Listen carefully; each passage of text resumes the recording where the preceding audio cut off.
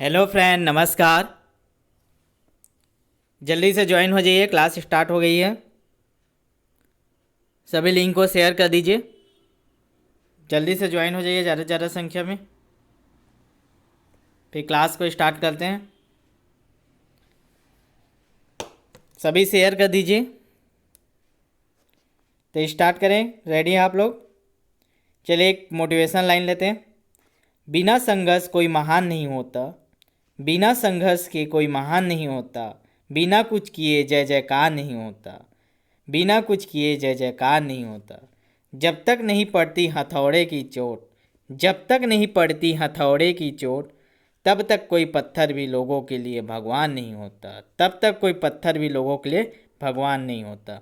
उसी प्रकार आप लोग मेहनत करते जाइए। चलिए फिर क्लास स्टार्ट करते हैं। CGPSC हैंड रिटन नोट्स के यूट्यूब चैनल में आप सब लोग का एक बार फिर से मैं स्वागत करता हूं, जितेंद्र थवाइट। तो चलिए हम लोग पढ़ रहे थे अंग्रेजी भाषा ज्ञान, जो CGPSC मेंस और ACF दोनों के लिए था। कंबाइन है, दोनों का सेम है सिलेबस। ठीक है। पिछले क्लास में हम लोग प्रोनाउन को जल्दी क्लास ख़त्म कर दिए थे, क्योंकि आप लोग रिवीजन नहीं किए थे तो दिक्कत जाएगा बोल के। आई होप आप लोग ने जो पुराने वीडियो हैं, पुराने क्लासेस हैं, उसको रिवीजन कर लिए होंगे। तो आज आगे बढ़ते हैं वहीं से, कल जहाँ तक छोड़े थे। तो कल हम लोग पढ़ रहे थे प्रोनाउन। ठीक है। प्रोनाउन में हम लोग ने उसके प्रकार टाइप्स को बात किए थे। उसमें से पहला टाइप्स लिए थे पर्सनल प्रोनाउन के बारे में। ठीक है। पर्सनल प्रोनाउन के अंतर्गत हम लोग तीनों पर्सन के बारे में पढ़ रहे थे, first person, second person, third person. First person के बारे में हम लोग ने उस वीडियो में पढ़े थे। ठीक है। तो उसी को आगे आज करेंगे, और उसमें जो भी क्वेश्चन थे उसको कर लिए थे। और एक जो भी एग्जाम्पल हम लोग लेते हैं वो किसी न किसी एग्जाम में आए हुए रहते हैं, उसको लेने की कोशिश करते हैं।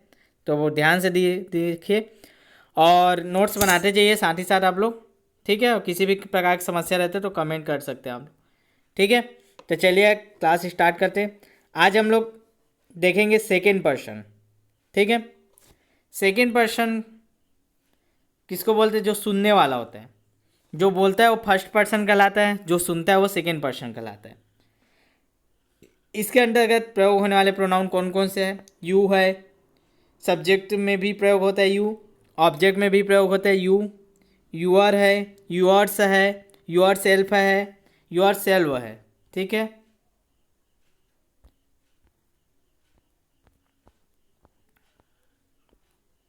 फिर देखते हैं जो हम लोग ने प्रोनाउन देखे।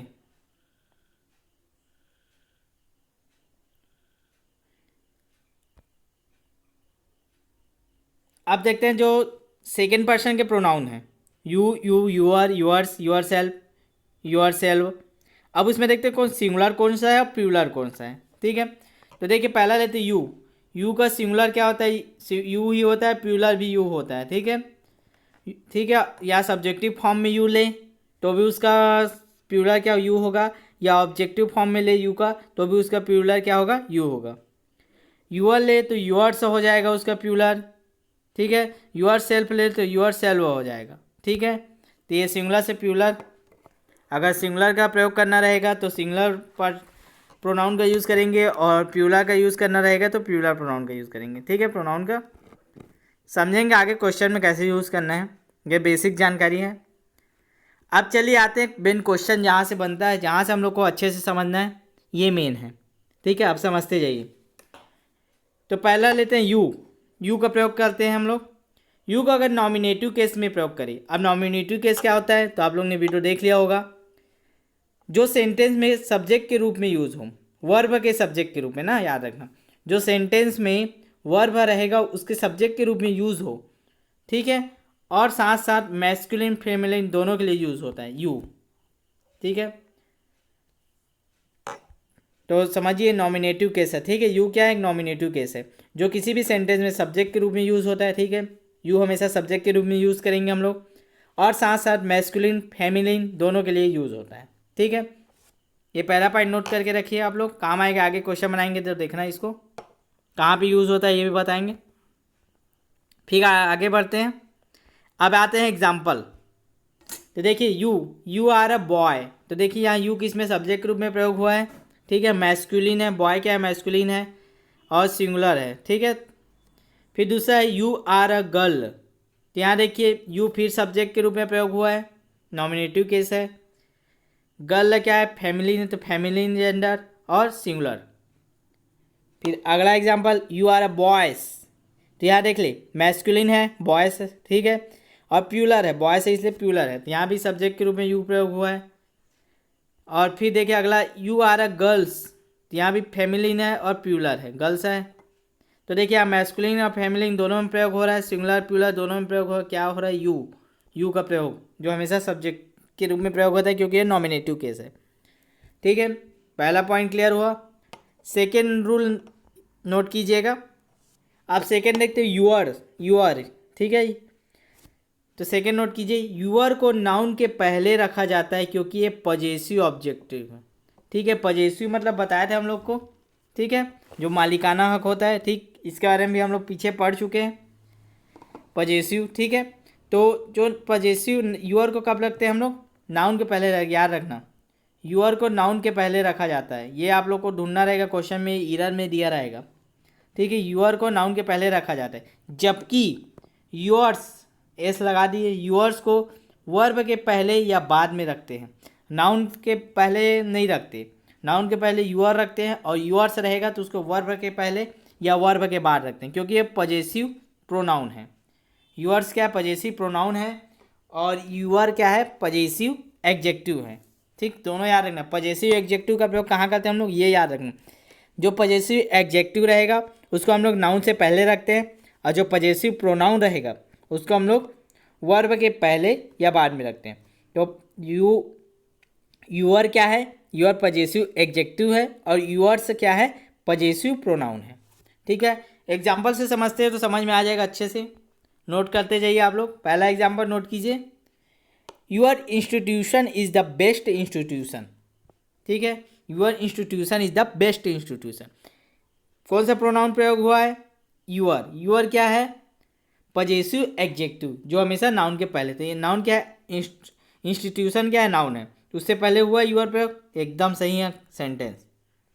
अब देखिए, yours is the best institution, yours is the best institution लिख दिए।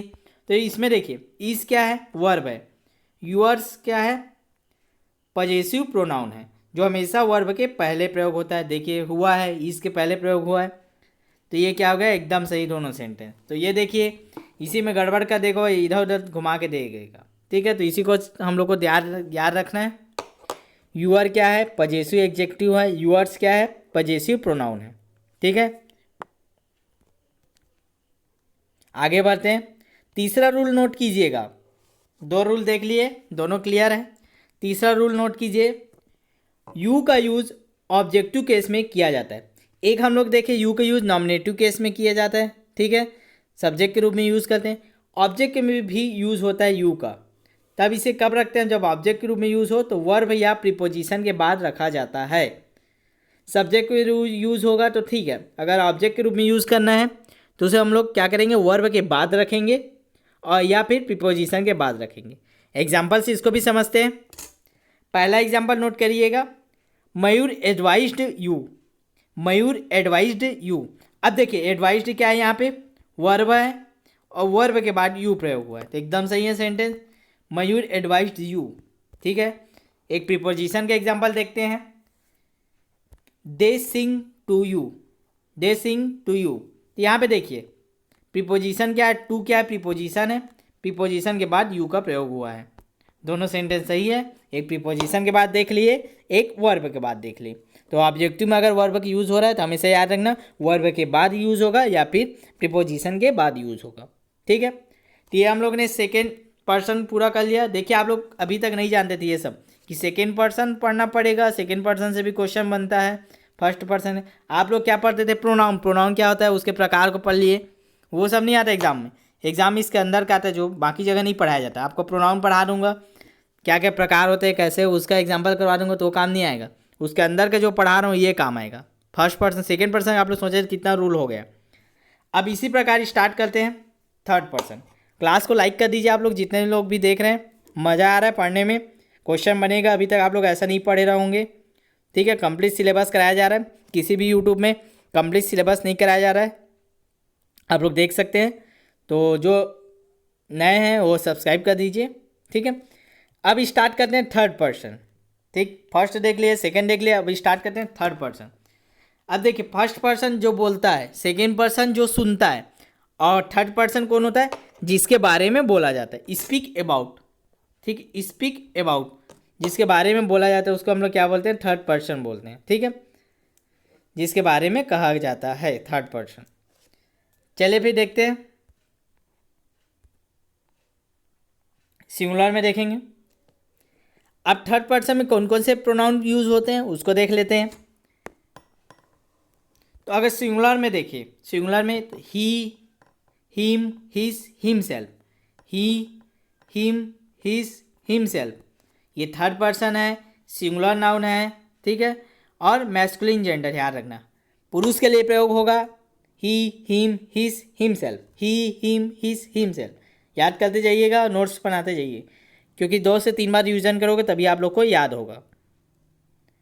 आगे देखते हैं, सी, हर, हर्स, हरसेल्फ, सी, हर, हर्स, हरसेल्फ, ये क्या है, थर्ड पर्सन है, सिंगुलर नंबर है, फेमिनिन जेंडर। याद रखिए, ये मैस्कुलिन जेंडर के लिए है इतना, ये फेमिनिन जेंडर के लिए है। ये हम लोग प्रयोग करते हैं थर्ड पर्सन प्रोनाउन में। ठीक है, इसका भी आगे यूज क्वेश्चन बनाएंगे। और देखिए फिर अगला है it's, it's, itself, it, it's, itself, ये थर्ड पर्सन है, सिंगुलर नंबर है, न्यूट्रल जेंडर है। तो तीनों जेंडर का देख लिया हम लोग सिंगुलर में। ठीक है, he, him, his, himself, third person, singular number, masculine gender. Feminine के लिए क्या देखे, सी, हर, हर्स, हरसेल्फ, और न्यूट्रल जेंडर के लिए क्या देखे, इट, इट्स, इटसेल्फ। ठीक, तो याद रखिएगा सिंगुलर के लिए। अब देखते हैं प्लूरल फॉर्म में। प्लूरल फॉर्म में क्या होता है, सभी जेंडर के लिए एक साथ ही प्रयोग होता है। क्या क्या प्रयोग होता है, दे, देम, देयर, देम सेल्फ, दे हो गया, देम हो गया, देयर हो गया, देम सेल्फ हो गया। क्या ये थर्ड पर्सन है, प्लूरल है, ऑल जेंडर के लिए प्रयोग होता है। क्या क्या प्रयोग होता है, दे होगा, देम होगा, देयर होगा, देम सेल्फ। ठीक है, तो ये याद रखिएगा आप लोग। फिर आगे नोट कीजिए, पूरा रूल ही रूल है, आप लोग नोट करते जाइए, हर रूल से क्वेश्चन बनता है। ठीक है, और आप लोग से भी बनेगा। ही, सी, इट, डे, ही हो गया, सी हो गया, ईट हो गया, डे हो गया, ये क्या है, नॉमिनेटिव केस है। अब नॉमिनेटिव केस मतलब बार बार बता दिए, जो वर्ब के सब्जेक्ट के रूप में प्रयोग होता है। तो हमेशा याद रखिए, ही हो गया, सी हो गया, ईट हो गया, दे, ये हमेशा सब्जेक्ट के रूप में ही प्रयोग होगा। सामने में ही लिखा रहना चाहिए, नहीं लिखा मतलब सेंटेंस गलत, ऐसे याद करते जाइए। ठीक है, फिर आगे बढ़ते हैं, his, her, its, their, his, her, its, their, ये क्या है, पजेसिव एडजेक्टिव है। पजेसिव एडजेक्टिव से क्या समझे, अभी बताया था मैं थोड़ा देर पहले, जो हमेशा नाउन के पहले प्रयोग होगा। हिस, हर्स, देयर्स, हिस, हर्स, देयर्स, ये क्या है, पजेसिव प्रोनाउन है, जो हमेशा वर्ब के बाद या प्रीपोजिशन के बाद प्रयोग होता है, ये भी बता दिया। ठीक है, तो बस याद करते जाइए, पजेसिव एडजेक्टिव क्या है, हिस, her, its, there. Possessive pronoun क्या है, हिस, हर्स, देयर्स। ठीक है, अब चलिए एग्जाम्पल को समझते हैं, तो अब मज़ा आएगा एग्जाम्पल से, जैसे क्वेश्चन आते हैं उसी प्रकार समझते हैं। पहला एग्जाम्पल नोट करिएगा, his book is lost, his book is lost. अब देखिए, हिज क्या है, पजेसिव एडजेक्टिव है, जो हमेशा नाउन के पहले प्रयोग होता है। बुक क्या नाउन है, उससे पहले प्रयोग हुआ है, सेंटेंस एकदम सही है। देख के ही आप लोग समझ जाओ, बुक क्या है, नाउन है, उससे पहले क्या है, हिज, हिज क्या है, पजेसिव एडजेक्टिव है, सही है क्वेश्चन।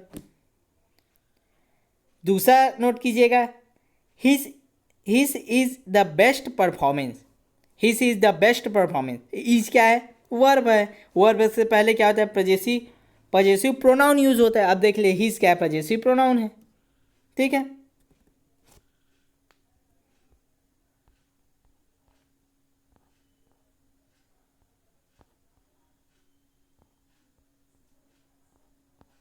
चलिए फिर आगे नोट करते हैं।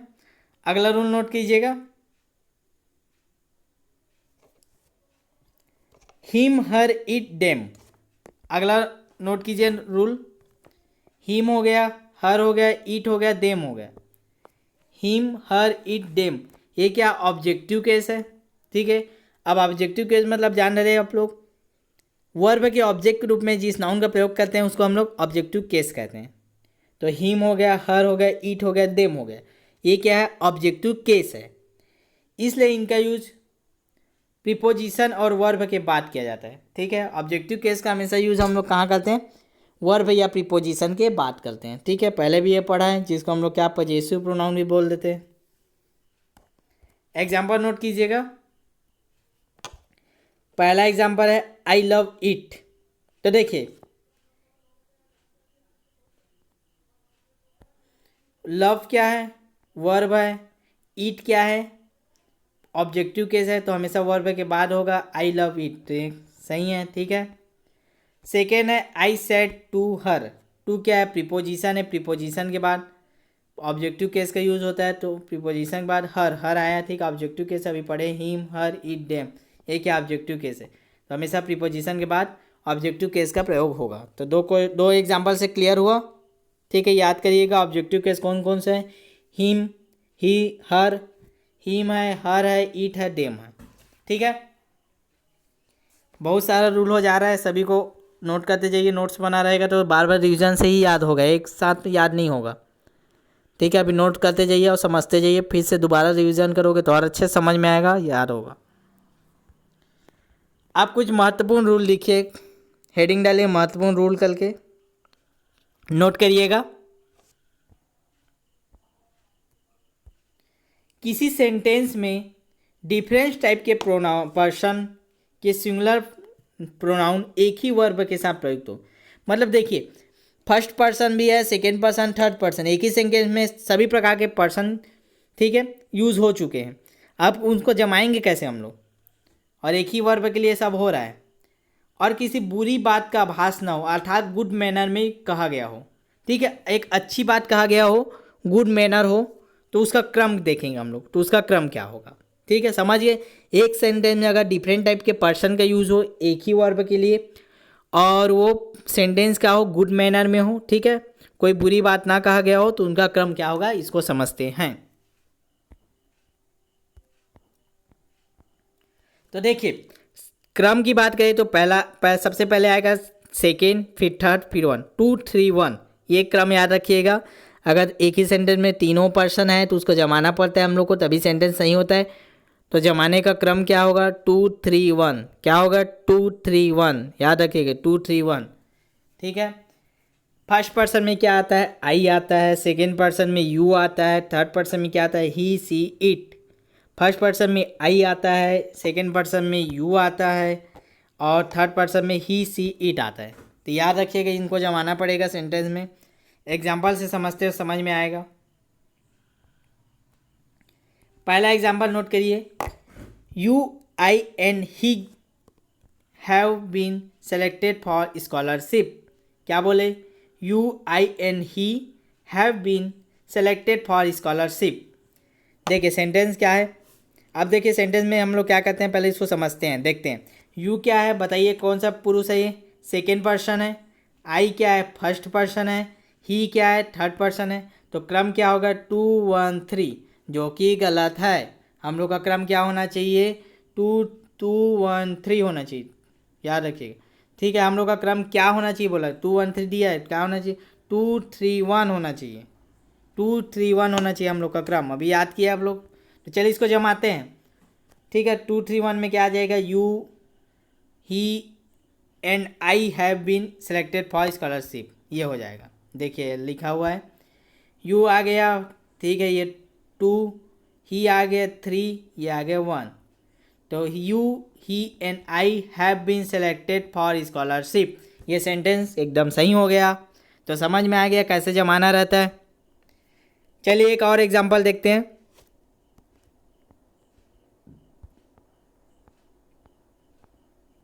अगला एग्जांपल नोट कीजिएगा, I you and he should remain until, ठीक है, यूनाइटेड। देखिए अब यहाँ भी हम लोग क्या करते हैं उसको समझते हैं। आई क्या है पहला है, यू क्या है दूसरा है, और ही क्या है तीसरा है। तो 1 2 3 हो गया, जो कि तो गलत हो गया। सेंटेंस ऐसे देखते साथ तुरंत बता दोगे कि सेंटेंस तो गलत है, क्योंकि उसका क्रम क्या होना चाहिए 2 3 1। तो जमा दीजिए तुरंत से। 2 में क्या यू पहले आएगा, फिर ही आएगा एंड आई। तो you he and I should remain ununited. ठीक है, तो ये हो गया हमारा सेंटेंस सही। तो क्रम जमाना सीख लीजिए, ये आता है सेंटेंस एरर में, चाहे वो एसएससी हो, व्यापम हो या मेंस हो। ठीक है, फाइंड एरर में आ जाता है। ठीक है, सेंटेंस करेक्शन में आता है। ठीक है, तो चलिए एक और एग्जांपल देखते हैं, और अच्छे से क्लियर हो जाएगा, रटा जाएगा आप लोग को। अगला एग्जांपल नोट करिएगा, he you and I are good friend. तो देखिए सेंटेंस को चलिए समझते हैं। ही क्या है, थर्ड है, यू क्या है, सेकेंड है, आई क्या है, फर्स्ट। तो ये होगा 3 2 आई 1 हो। तो ये क्या गलत हो गया, सेंटेंस गलत है। सही सेंटेंस क्या होगा इसका, जमा दीजिए। क्या जमाना है 2 3 1। तो 2 में यू आ जाएगा, ही क्या है 3 है तो ही आ जाएगा, फिर एंड, फिर आई आएगा आई। तीनों का क्रम को जमा दिए। You he and I are good friend. You he and I are good friend. ये हम लोग का समाप्त होता है थर्ड पर्सन। जितने भी क्वेश्चन बनते हैं इससे सभी करा दिया, जितने भी रूल हैं इंपॉर्टेंट करा दिया। इतने रूल आप लोग नोट्स में लिखिए और अच्छे से कीजिए। क्वेश्चन आप लोग के बनेंगे, सेंटेंस करेक्शन में आप लोग को मिल सकता है ये, तो ये भी क्लियर करिए। बाकी जगह ये सब नहीं पढ़ाया जाता, प्रोनाउन पढ़ा के निकल लेते हैं। मेन क्वेश्चन इससे बनता है, इसीलिए आप लोग से क्वेश्चन नहीं बन पाता।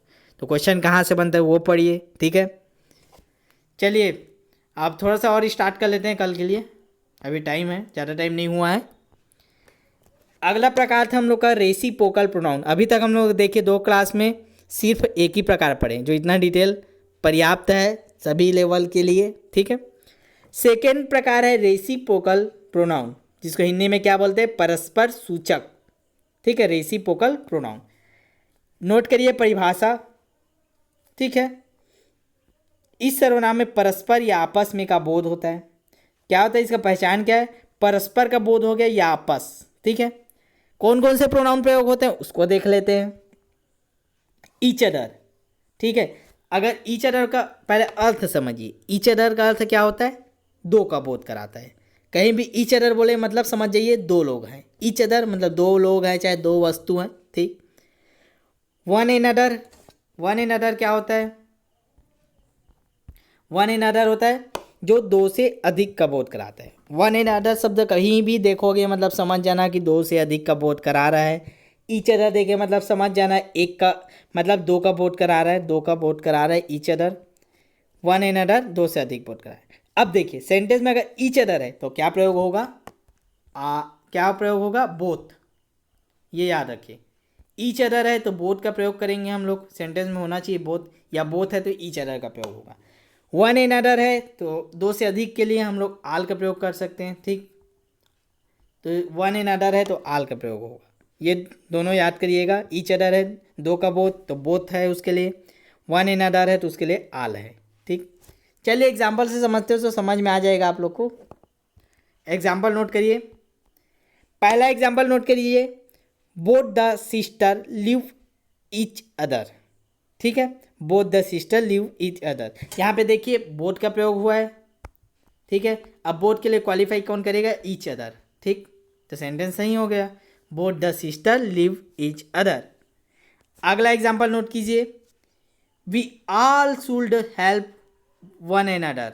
ठीक, तो देखिए यहाँ पे आल का प्रयोग हुआ है। आल के लिए कौन क्वालिफाई करेगा, वन एन अदर। ठीक, ये अभी ऊपर बताया था, सेंटेंस में समझ रहे हो। We all should help one other, यहीं पे दे देगा वो we all should help each other दे देगा, तो आप लोग को वहाँ सेंटेंस को करेक्ट करना पड़ेगा, वन इन अदर डालना पड़ेगा। ऐसी क्वेश्चन बनता है। लास्ट और अंतिम एग्जाम्पल नोट कीजिए, they all exchanging gift to one in other. फिर देखिए वही आल आ गया, मतलब क्या आएगा, वन इन अदर आएगा। तो ये समझ गए, तो ये हो गया आप लोग का रेसिप्रोकल प्रोनाउन। ठीक, कल की क्लास में जो भी आगे नेक्स्ट क्लास होगा उसमें हम लोग अगला प्रोनाउन पढ़ेंगे। एकदम डिटेल में पढ़ रहे हैं, आराम से पढ़ रहे हैं, क्वेश्चन बनना चाहिए। जल्दबाजी में ऊपर ऊपर से पढ़ा दूंगा एकदम इंटरेस्टिंग तो मज़ा नहीं आएगा, क्वेश्चन नहीं बनेगा तो क्या मतलब का, अपन को क्वेश्चन बनाना है। तो ये आप लोग को बोर लग रहा होगा, क्वेश्चन अजीब लग रहा होगा, पढ़ने में क्वेश्चन नहीं बन रहा है ऐसा टाइप का, लेकिन बार बार पढ़ोगे और जितने भी रूल्स कराएं वो याद रहेंगे, नोट्स बनाए रहोगे तो क्वेश्चन डेफिनेटली बनेगा। ठीक है, हम लोग बाद में प्रैक्टिस भी करेंगे और एक बार कंप्लीट होने के बाद रिवीजन भी कर सकते हैं हम लोग, अगर समय रहे तो फिर से दोबारा जब रिसाइकल आएगा तो। तब तक के लिए आप लोग चैनल को सब्सक्राइब कर दीजिए जो नहीं किए हैं, जो नए देख रहे थे, और चैनल क्लास को लाइक कर दीजिए। ठीक है, चलिए फिर मिलते हैं नेक्स्ट क्लास में, तब तक के लिए धन्यवाद।